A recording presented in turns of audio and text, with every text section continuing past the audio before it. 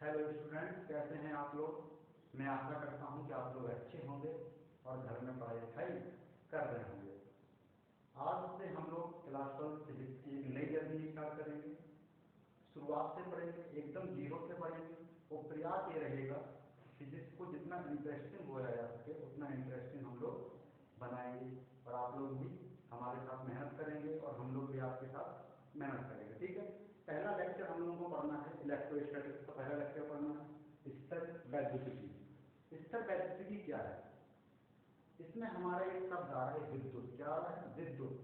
अगर विद्युत आ जाए तो वहां पे हम लोग आवेश का अध्ययन करते हैं। किसका अध्ययन करते हैं? आवेश का। किसका अध्ययन करते हैं? आवेश का। उसको इंग्लिश में बोलते हैं चार्ज। अगर आवेश स्थिर है, यानी स्थिर वैद्युतिकी मतलब आवेश कैसा है? स्थिर है, रुका हुआ है। रुके हुए का मतलब क्या है?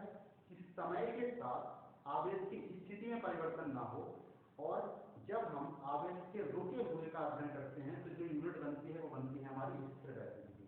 ठीक है, और जब आवेश चलने लगेगा, जब आवेश चलेगा तो विद्युत धारा उत्पन्न होगी, और विद्युत धारा उत्पन्न होगी तो हमारी मैग्नेटिक फील्ड भी क्या होगी? उत्पन्न होगी। तो जो दूसरी यूनिट बनती है वो बनती है विद्युत चुंबकत्व। ठीक है, दो यूनिट हैं और दोनों ही बहुत ही इंपॉर्टेंट यूनिट हैं। पहला हम लोग करते हैं अध्ययन स्थिर वैद्युतिकी का। स्थिर वैद्युतिकी में सबसे पहले जानेंगे कि आवेश आखिर होता क्या है। आवेश क्या होता है? आवेश, अगर मान लो कि ये हमारा एक डस्टर है। ये क्या है? डस्टर है, मतलब इसमें क्या है? द्रव्यमान है। क्या है? द्रव्यमान। अगर यह डस्टर किसी कारण से, किस कारण से वो हम लोग आगे समझ लेंगे, किसी कारण से यह डस्टर अपने से छोटे पार्टिकल्स को अपनी ओर अट्रैक्ट करने लग जाए या अपने से दूर रेपल करने लग जाए, यानी दूर धकेलने लग जाए, तो हम लोग कहेंगे कि इस वस्तु के ऊपर क्या है? आवेश है। जैसे हम लोगों ने एग्जाम्पल लिया था जब बचपन में पेन को रगड़े थे और कागज के छोटे छोटे टुकड़ों के पास ले गए तो कागज के टुकड़े क्या हो गए थे? उसमें चिपक गए थे। अर्थात जब कोई द्रव्यमान अपने से छोटे द्रव्यमान को अपनी ओर आकर्षित करने लग जाए या अपने से दूर प्रतिकर्षित करने लग जाए, यह गुण हमारा क्या कहलाता है? आवेश कहलाता है। यानी आवेश क्या है? एक गुण है, कोई वस्तु नहीं है। आवेश को हम लोग देख नहीं सकते, सिर्फ महसूस कर सकते हैं। किस कारण से? कि वह वस्तु किसी दूसरी वस्तु को अपनी ओर आकर्षित करने लग गई या तो अपने से दूर प्रतिकर्षित करने लग गई, तो हम लोग मान लेंगे कि उस वस्तु के ऊपर क्या है? आवेश है। अब यह गुण कौन सा गुण होता है? हम लोगों ने बचपन में चुंबक से खेला है। चुंबक क्या करता है? अपने से दूसरे चुंबक को अपने ओर अट्रैक्ट करता है या तो अपने से दूर ढकेलता है। यानी जो खींचने और दूर ढकेलने का जो हमारा गुण है इसे हम क्या कहते हैं?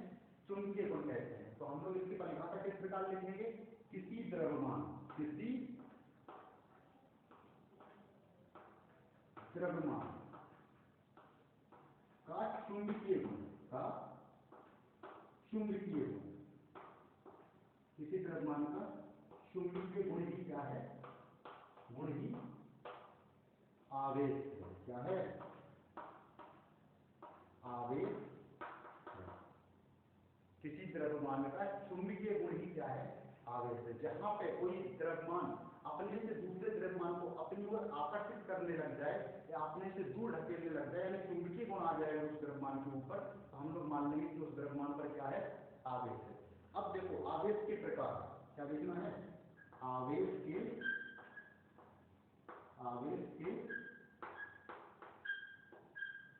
प्रकार। आवेश कितने प्रकार के होते हैं? आवेश के प्रकार के लिए एक बहुत ही इंटरेस्टिंग कहानी हम लोग आपको सुनाएंगे। मान लो बहुत सारे बच्चे हमारे हिंदी मीडियम के हैं और गांव से बिलोंग करते होंगे। गांव में कभी कभी आते हैं जादूगर, कोई खेल दिखाने के लिए हमारे गांव में आता है, कोई जादूगर आता है। अब मान लो कि एक जादूगर आया, उसने एक जादू दिखाया। उसने क्या किया? एक जादू दिखाया। जादू किस तरह का था? एक उसके पास कांच की छड़ थी। क्या थी? कांच की छड़ थी। और एक था उसके पास रेशम का कपड़ा। क्या था? रेशम का कपड़ा था। ये मान लो क्या है? रेशम का कपड़ा है। उसने क्या किया? कांच की छड़ और रेशम के कपड़े को रगड़ा। क्या किया? कांच की छड़ और रेशम के कपड़े को रगड़ा और दूर दूर रख दिया। कुछ देर बाद उसने क्या किया?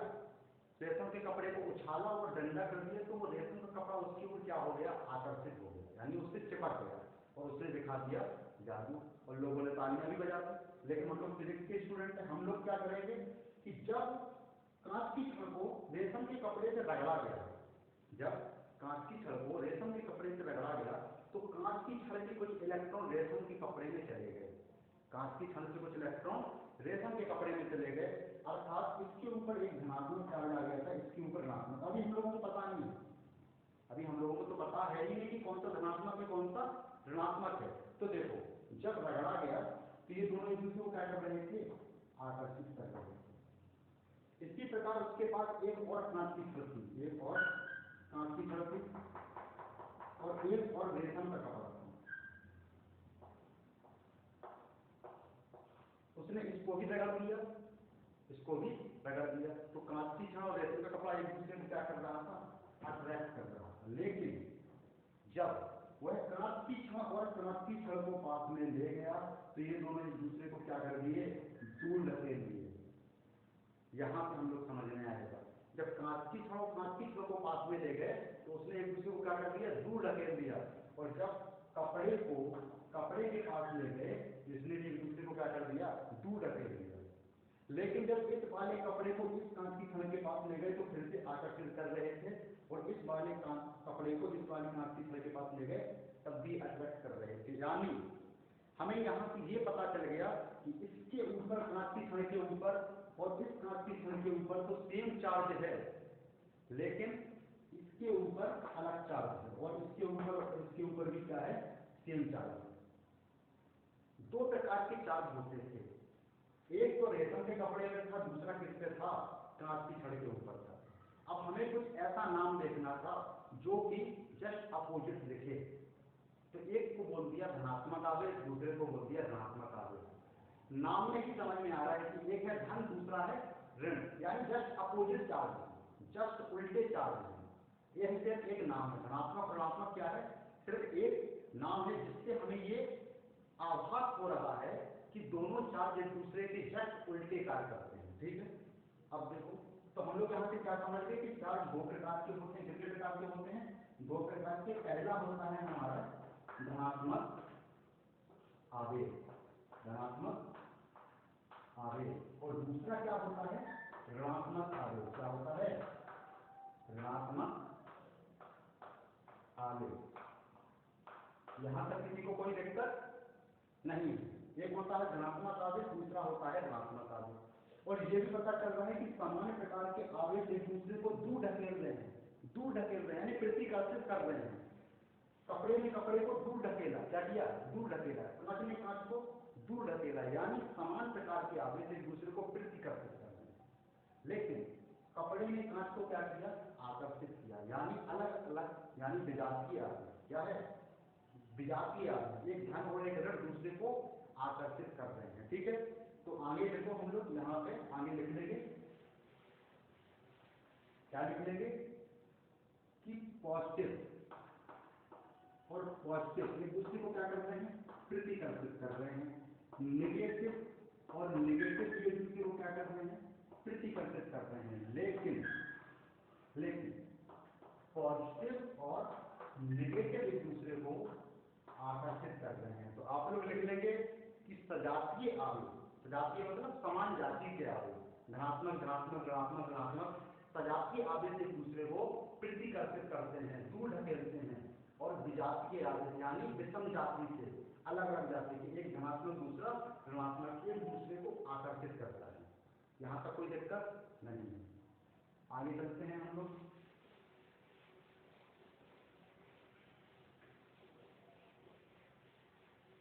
आगे देखिए,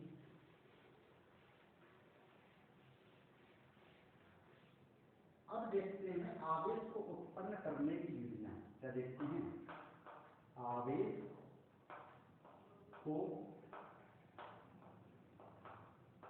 उत्पन्न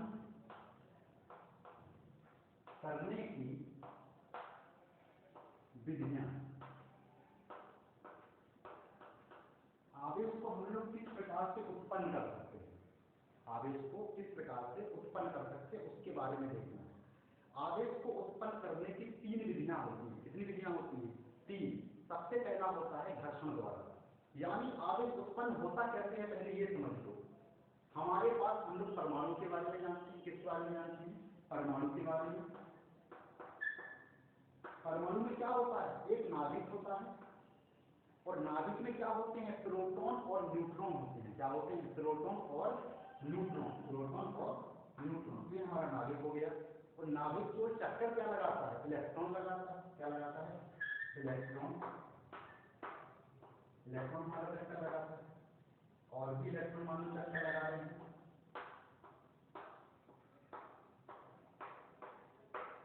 तो कभी भी नाभिक हमारा नहीं पूछता है, कभी भी नाभिक नहीं पूछता है। जो हमारी कक्षाओं में इलेक्ट्रॉन चक्कर लगा रहे होते हैं, तो सबसे जब हम लोग घर्षण करते हैं यानी एनर्जी देते हैं, तो कुछ इलेक्ट्रॉन एक वस्तु से दूसरी वस्तु में चले जाते हैं।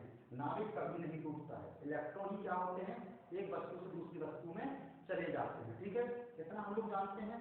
तो इलेक्ट्रॉन ही एक वस्तु से दूसरी वस्तु में जाएगा, यही कारण होगा हमारे आवेश को उत्पन्न करने का। क्या होगा, आवेश को उत्पन्न करने का। देखो किसी भी वस्तु में, मान लीजिए हमारी एक वस्तु है, इसमें जितने इलेक्ट्रॉन रहेंगे, इसमें जितने इलेक्ट्रॉन रहेंगे उतने ही क्या रहेंगे, प्रोटॉन रहेंगे। जितने इलेक्ट्रॉन रहेंगे उतने ही प्रोटॉन रहेंगे, समान रहेंगे।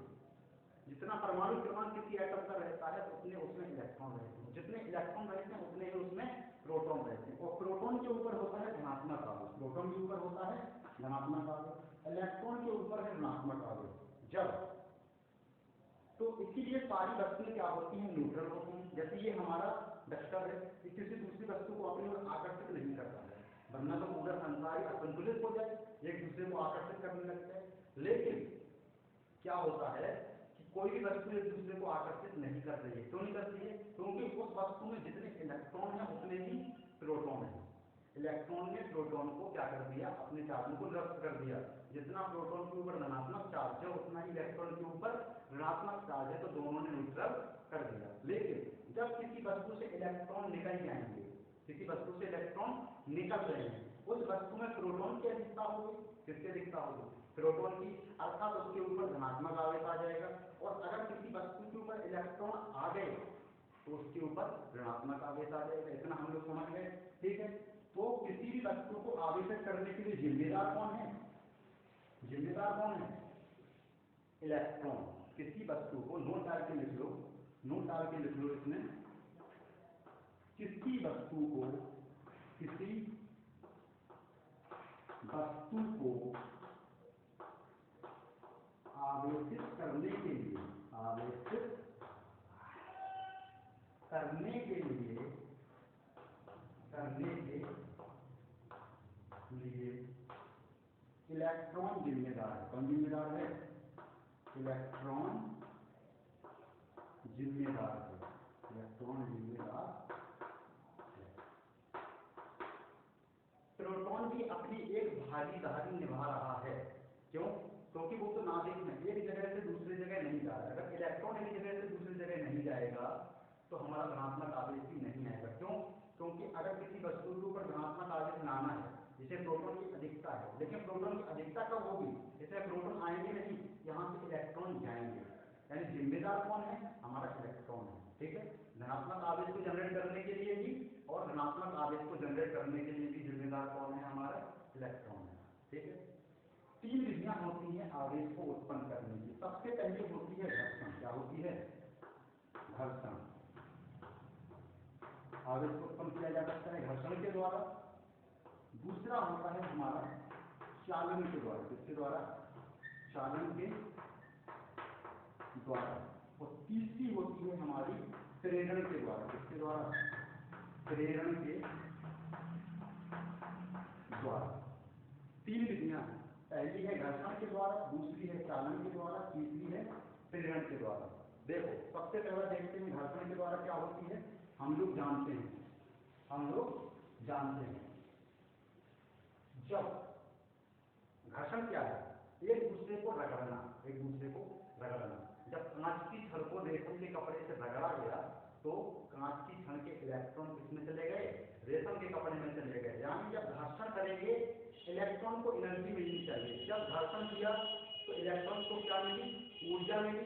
जब ऊर्जा मिली तो एक वस्तु से दूसरी वस्तु में हमारे इलेक्ट्रॉन चले गए। ये क्या है, हमारा घर्षण द्वारा। दूसरा देखो चालन द्वारा, देख लो चालन के द्वारा। चालन के द्वारा क्या होता है कि यह सिर्फ चालकों में होता है। किसमें होता है? चालकों में।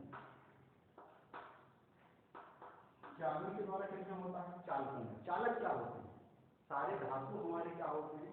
चालक होते हैं। यानी जिसमें फ्री इलेक्ट्रॉन होते हैं वो हमारे चालक होते हैं। जिसमें इलेक्ट्रॉन चल रहे हैं, फ्री होंगे तो दौड़ेंगे, फ्री होंगे तो क्या होंगे? हमारा आवेश दौड़ेगा, एक जगह से दूसरी जगह क्या करेगा? दौड़ेगा आवेश। तो यह सिर्फ चालन में होता है। मान लो एक धातु है, एक धातु है, इसके ऊपर पॉजिटिव आवेश है। क्या है? पॉजिटिव आवेश है। एक वस्तु में किसी दूसरी वस्तु को जोड़ दिए, वह एक धातु है, तो ये क्या थी? न्यूट्रल थी। जब इसको इसमें जोड़े, जब इसको इसमें जोड़ दिए तो इसका जो आवेश रहेगा वो इसमें ट्रांसफर हो जाएगा और दोनों में क्या हो जाएगा? बराबर आवेश हो जाएगा। दोनों में बराबर आवेश हो जाएगा। क्यों? क्योंकि आवेश चालक में चल रहा है। लेकिन अगर यही चीज अचालक में होती, यानी मान लो डक्टर में होती, लकड़ी क्या है? अचालक, एक कंडक्टर नहीं, इसमें इलेक्ट्रिसिटी बहती नहीं है। क्यों नहीं बहती? इसमें फ्री इलेक्ट्रॉन ही नहीं है।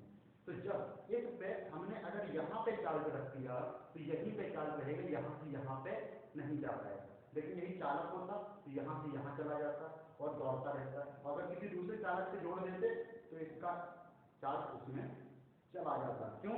क्योंकि वो चार्ज मूव कर सकता है, क्योंकि उसमें फ्री इलेक्ट्रॉन है। ठीक है, आई बात समझ में? तो चालन किसमें होता है? सिर्फ चालकों में होता है। अगर एक वस्तु आवेशित है और दूसरी वस्तु को आवेशित करना है तो उसको उसमें क्या कर दो? टच कर दो। दोनों क्या होने चाहिए? कंडीशन यही है कि चालक होने चाहिए। इंपॉर्टेंट है हमारा प्रेरण। क्या है इंपॉर्टेंट? प्रेरण। प्रेरण क्या होता है? यही आपके सिलेबस में भी है कि प्रेरण क्या होता है। हरी हरी डालो। प्रेरण द्वारा, प्रेरण द्वारा आवेशन, यानी प्रेरण के द्वारा आवेश को उत्पन्न करना। किस प्रकार उत्पन्न करेंगे? तीसरी हेडिंग है हमारी। प्रेरण में हम लोग मान लो एक वस्तु है, यह कोई क्या है? एक वस्तु है, गोला है, ये क्या है? एक न्यूट्रल है। और एक दूसरा गोला मान लो ये है, ये भी क्या है? न्यूट्रल है।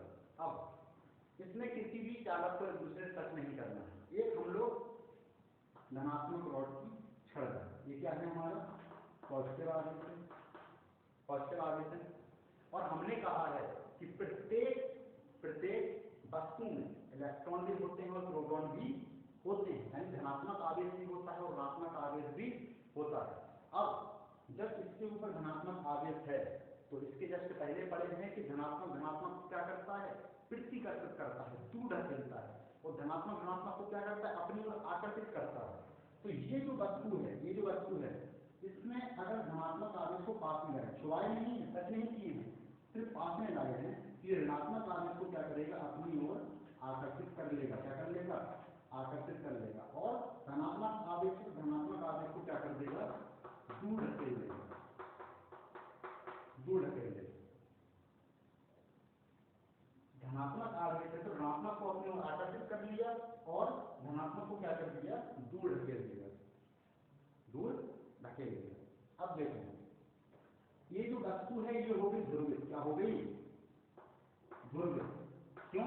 क्योंकि इसमें दो पोल बन गए, एक तरफ धनात्मक आवेश आ गया, दूसरी तरफ ऋणात्मक आवेश आ गया। जब हम इस वस्तु को भी पास में लाएंगे और इधर धनात्मक आवेश है, ये धनात्मक को इधर दूर ढकेल देगा। क्या कर देगा? दूर ढकेल देगा। और इधर ऋणात्मक आवेश है तो ये इसको क्या कर लेगा? आकर्षित कर लेगा। अब अगर हम लोग इन दोनों को टच करा दें, इन दोनों को टच करा दें तो धनात्मक, ये धनात्मक वाला और ये धनात्मक वाला क्या हो जाएगा? न्यूट्रल हो जाएगा। क्या हो जाएगा? न्यूट्रल हो जाएगा। और जैसे ही हम देखेंगे कि ये आवेश न्यूट्रल हुआ और हम लोग दोनों को दूर हटा लेंगे, दोनों को दूर हटा लेंगे, तो अब देखना क्या इस वाले गोले पर ऋणात्मक आवेश नहीं आ गया? क्योंकि इतना ही न्यूट्रल किए हैं, इतना ही न्यूट्रल किए हैं, तो इस वाले गोले के ऊपर धनात्मक आवेश आ गया। ये क्या था हमारा? प्रेरण के द्वारा हमने दो गोलों को क्या कर दिया? आवेशित कर दिया, दो गोलों को आवेशित कर दिया। इतनी बात हम लोग समझ में आई। ये चित्र बना दो, डायग्राम बना दो, उसके बाद हम लोग आगे इसी में एक क्वेश्चन और करते हैं। हमारे पास एक क्वेश्चन आता है कि किसी भी चालक गोले को, किसी भी चालक गोले को किसी दूसरे गोले से स्पर्श किए बिना उसको धनात्मक आवेश कैसे करें और उसके ऊपर ऋणात्मक आवेश कैसे लाएं, तो वो संभव है प्रेरण के द्वारा। किसके द्वारा संभव है? प्रेरण के द्वारा। जब यहाँ पे ये ध्रुवित हुआ, ध्रुवित तो हम लोग प्रेरण के द्वारा कर सकते हैं, यहाँ पे थोड़ा सा चालन का यूज हुआ है, यहाँ पे चालन का यूज हुआ है, लेकिन स्टार्टिंग में क्या हुआ है? प्रेरण हुआ है। क्यों? क्योंकि इस धातु की छड़ ने इसको क्या किया है? प्रेरित किया है, और ये क्या हो गई? ध्रुवित हो गई। ठीक है, अब देखते हैं कि दोनों को टच किए बिना भी हम लोग आवेशित कर सकते हैं। कैसे करेंगे देखो, मान लो कोई एक गोला है, क्या है? एक गोला है, ये हमारा न्यूट्रल, कैसा है? न्यूट्रल गोला है। इसके पास धनात्मक आवेश को ले गए तो ये क्या करेगा? सेम वही रहेगा, फिर ऋणात्मक आवेश को अपनी ओर आकर्षित कर लेगा और धनात्मक आवेश को दूर रखेगा। क्या कर देगा? दूर रखेगा। ये हमारा हो गया ध्रुव। अब एक बात समझो, कोई भी वस्तु अगर आवेशित है और उसको हम जमीन में गिरा देते हैं तो वह वस्तु अपना संपूर्ण आवेश खो देती है, चाहे उसके ऊपर धनात्मक आवेश रहे चाहे उसके ऊपर ऋणात्मक आवेश रहे। पृथ्वी जो है हमारी एक बहुत ही बड़ा आवेश का क्या है? संसार है। इससे कितने भी इलेक्ट्रॉन्स ले लो, कितने भी इलेक्ट्रॉन्स दे दो, पृथ्वी को कोई फर्क नहीं पड़ने वाला। तो कोई वस्तु अगर आवेशित है, चाहे उसके ऊपर ऋणात्मक आवेश हो चाहे उसके ऊपर धनात्मक आवेश हो, अगर वह जमीन में गिरती है तो वो क्या हो जाएगी? न्यूट्रल हो जाएगी। अर्थात पृथ्वी का भी एक गुण है कि किसी दूसरी वस्तु को क्या करेगी? वो न्यूट्रल करेगी। अब देखो, ये जो वस्तु है हमारी ध्रुवित है, इधर पॉजिटिव चार्ज है, इधर नेगेटिव चार्ज है। अगर हम लोग इसको भू संकल्पित करा दी इधर से धनात्मक आवेश की तरफ से, तो क्या करेगी पृथ्वी? पृथ्वी को लगेगा कि ये वस्तु कैसी है? धनात्मक आवेश है। ये कौन सा चार्ज है? चालक तार है। तो पृथ्वी क्या करेगी? इस वाले पॉजिटिव चार्ज को जीरो करना चालू कर देगी, और हम लोग देखेंगे कि जैसे ही ये जीरो होगा हम लोग उसको जमीन से हटा देंगे, तो इसके ऊपर कैसा चार्ज आ गया? ऋणात्मक चार्ज आ गया। लेकिन अगर हमें इसको धनात्मक आवेश करना था तो हम लोग इसको इस तरफ से जोड़ते पृथ्वी से, और पृथ्वी को क्या लगता कि ये जो वस्तु है ये कैसी है? ऋणात्मक आवेश वाली है, और ये क्या करती? इसको न्यूट्रल करने लग जाती, और धीरे धीरे ये क्या करती? इसको इतना न्यूट्रल करती और हम लोग क्या करते? इसको हटा देते, तो इसके ऊपर क्या करता जाता? धनात्मक आवेश आ जाता। बात समझ में आई कि पृथ्वी क्या करती है? किसी भी वस्तु को न्यूट्रल करने के लिए क्या करती है? इलेक्ट्रॉन या तो दे देती है या तो ले लेती है। यही क्या है? हमारी पृथ्वी का गुण है। ठीक है, आगे चलते हैं। प्रेरण हम लोग समझ गए। अब देखते हैं आवेश के गुण। आवेश के गुण, आवेश के क्या गुण ये समझना है। आवेश के क्या गुण? हेडिंग डालो, आवेश के गुण, यानी प्रॉपर्टीज ऑफ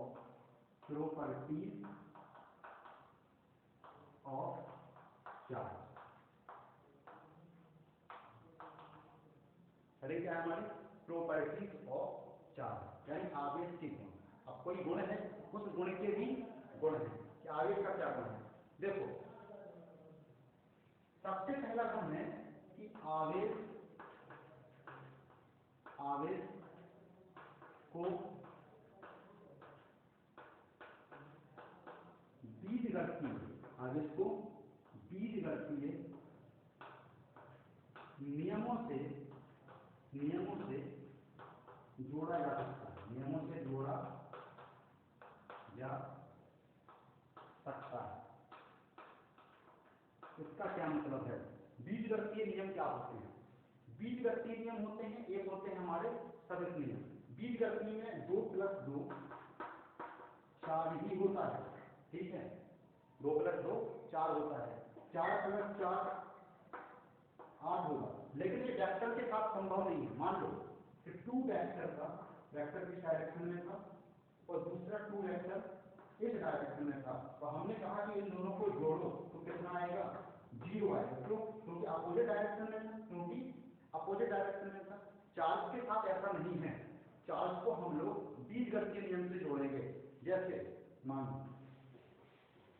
कोई एक निकाय है, निकाय माने एक सिस्टम, उसमें एक Q1 चार्ज है एक, Q2 चार्ज है एक, Q3 चार्ज है, ये Q3 चार्ज है।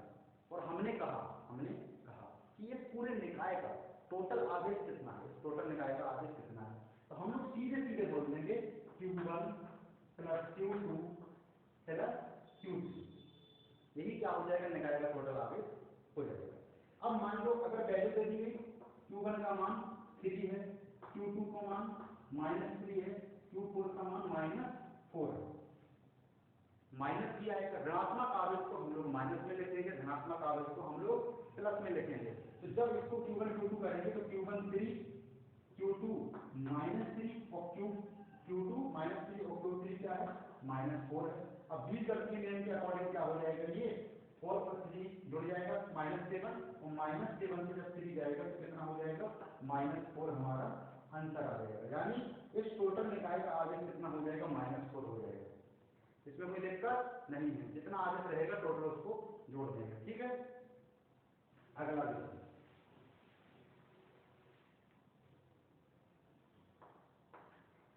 आवेश हमेशा संरक्षित रहता है, आवेश हमेशा संरक्षित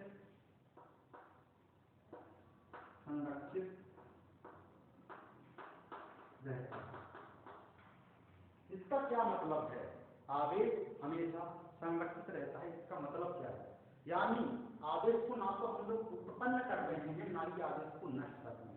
जिसके पहले हम लोगों ने आवेश को उत्पन्न करने की विधियां क्यों पढ़ी, जब आवेश उत्पन्न नहीं किया जा सकता है। आवेश सिर्फ एक वस्तु से दूसरी वस्तु में ट्रांसफर किया जा सकता है। आवेश को ना तो उत्पन्न करेंगे, ना ही आवेश को नष्ट करेंगे। एक वस्तु से दूसरी वस्तु में क्या करेंगे, हम लोग ट्रांसफर करेंगे। वही कर रहे थे हम लोग, उत्पन्न कर रहे हैं। क्यों, क्योंकि प्रत्येक वस्तु में जितने प्रोटॉन हैं उतने ही इलेक्ट्रॉन हैं। यानी ऑलरेडी उसमें चार्ज तो है, लेकिन जीरो चार्ज क्यों है, क्योंकि उसमें जितना आवेश ऋणात्मक है उतना ही धनात्मक है। अर्थात अगर हम लोग किसी निकाय का, किसी टोटल निकाय का आवेश देखेंगे तो वो क्या रहेगा, संरक्षित रहेगा। जैसे दो वस्तुओं को रगड़ दिए, घर्षण किए, क्या किए, घर्षण किए, तो कुछ वस्तु से इलेक्ट्रॉन दूसरी वस्तु में जाएंगे। जाहिर सी बात है, घर्षण करने से इलेक्ट्रॉन क्या होंगे, एक वस्तु से दूसरी वस्तु में चले जाएंगे। तो अगर इसके ऊपर +4 चार्ज आएगा तो इसके ऊपर -4 चार्ज आएगा, और दोनों +4 और -4 क्या हो जाएंगे, टोटल 0 हो जाएंगे। यानी ये पहले से न्यूट्रल थे, तो टोटल चार्ज क्या है, न्यूट्रल है। यानी आवेश ना तो उत्पन्न होगा ना ही नष्ट होगा, एक वस्तु से दूसरी वस्तु में सिर्फ ट्रांसफर होगा। ठीक है, इतना हम लोग समझ गए। ठीक है,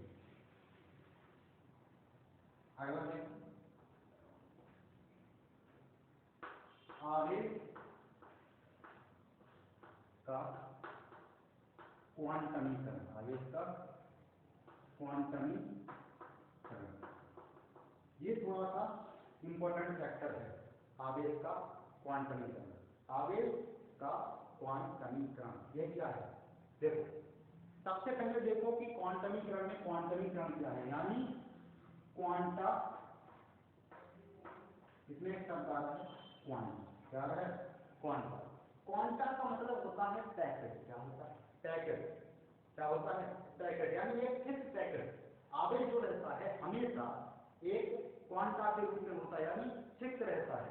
इसका मतलब क्या है, आवेश जहां भी रहेगा, आवेश जहां भी रहेगा, आवेश हमेशा, आवेश हमेशा मूल आवेश का पूर्ण गुणज होता है, मूल आवेश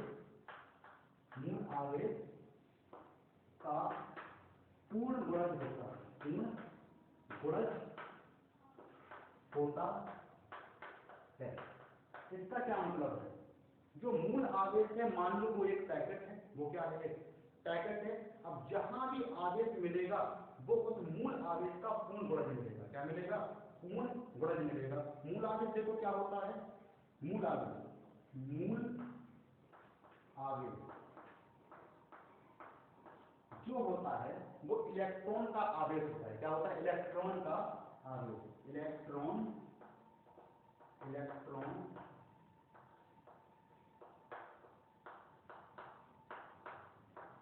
का आवेश। इसको हम लोग ई से लिखते हैं, इससे लिखते हैं ई से लिखते हैं। किससे लिखते हैं? ई से। अब देखो इसका वैल्यू क्या होती है,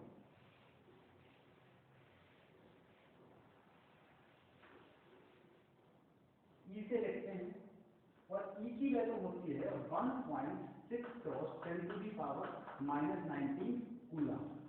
ये होते हैं ई की वैल्यू। अर्थात जहां भी आवेश मिलेगा वो इसके गुणा में ही मिलेगा। क्यों? इसका रीजन क्या है? इसका रीजन समझो। एक वस्तु पर आवेश उत्पन्न हो रहा है, उसका कारण क्या है कि वो इलेक्ट्रॉन से उत्पन्न हो रहा है।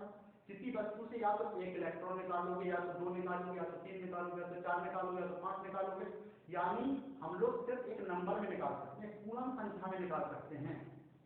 आवेश अब निकाल रहे हैं तो धनात्मक आवेश आएगा, अर्थात प्लस में भी हो सकता है, ऋणात्मक में भी हो सकता है।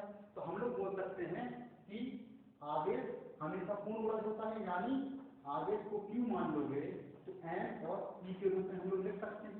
एन क्या हो जाएगा? पूर्णांक संख्या हो जाएगी। क्या हो जाएगी? पूर्णांक संख्या। अब देखो जितना इलेक्ट्रॉन के ऊपर आवेश होता है उतना ही प्रोटॉन के ऊपर होता है, यानी इलेक्ट्रॉन के ऊपर 1.6 cross 10 to the power -19 coulomb आवेश है, तो प्रोटॉन के ऊपर क्या हो जाएगा? माइनस। इसके ऊपर होता है माइनस में, इसके ऊपर हो जाएगा 1.6 cross 10 to the power -19 coulomb. इसके ऊपर हो जाएगा प्लस में।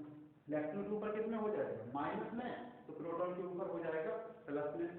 ये क्या है? हमारा एक क्वांटा है, एक फिक्स चार्ज है। ये क्या है? हमारा एक फिक्स चार्ज है। आई बात समझ में? क्वांटा क्या है? एक फिक्स पैकेट। और पैकेट की वैल्यू क्या है? 1.6 cross 10 to the power -19 coulomb. यानी जहां भी आवेश मिलेगा वो हमारा मूल आवेश का पूर्ण गुणक मिलेगा, एक फिक्स मिलेगा। ठीक है। और एन क्या है? यहाँ पे एक पूर्णांक संख्या है। क्यों? क्योंकि आवेश ऋणात्मक भी हो सकता है, धनात्मक भी हो सकता है। अगर एक इलेक्ट्रॉन निकल रहा है, एक इलेक्ट्रॉन निकल रहा है तो आ जाएगा 1.6 cross 10 to the power -19 coulomb. और अगर एक इलेक्ट्रॉन आ रहा है यानी इलेक्ट्रॉन बढ़ रहा है तो -1.6 cross 10 to the power -19 coulomb आ जाएगा कि नहीं? अगर इलेक्ट्रॉन की अधिकता हो रही है तो ऋणात्मक आवेश, और अगर कमी हो रही है तो धनात्मक आवेश। यानी एन हमारा ऋणात्मक भी हो सकता है और धनात्मक भी हो सकता है। इसीलिए यहाँ पे हम लोगों ने पूर्णांक संख्या लिया है। और पूर्णांक में जीरो भी आता है। किसी वस्तु के ऊपर अगर आवेश नहीं है तो एन की वैल्यू जीरो हो जाएगी। ठीक है, आप लोग इस बात को समझ गए होंगे। आगे बढ़ते हैं।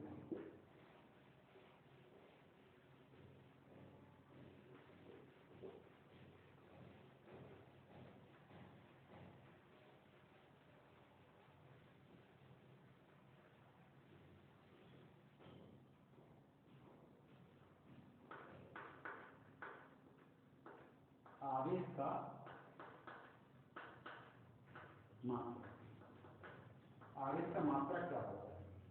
आवेश का जो मात्रक होता है वो हमारा होता है कूलम। क्या होता है? कूलम। आवेश का मूल मात्रक क्या होता है? कूलम होता है। अब देखो कूलम जो होता है वो एक बहुत बड़ा मात्रक होता है। बहुत बड़ा मात्रक क्यों होता है? देखो एक इलेक्ट्रॉन में कितना चार्ज है? 1.6 × 10⁻⁻19 कूलम चार्ज है।